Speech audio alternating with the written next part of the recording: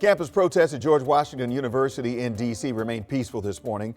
One of our photographers was out at the encampment about 4 hours ago. And this is day 9 of the protest there as students continue to call for divestments from Israel. Now, next week, a House Oversight Committee hearing will be held to try to get answers from D.C.'s mayor and police chief about the city's response or lack of response to these protests. That's set for next Wednesday.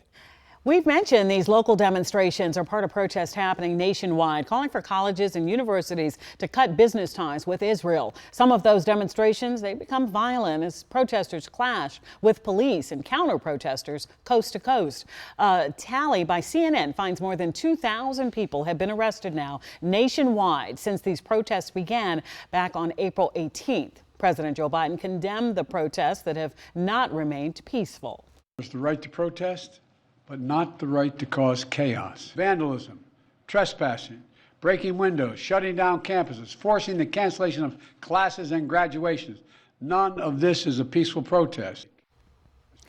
When asked by reporters if these protests will change how he handles politics in the Middle East, President Biden answered no.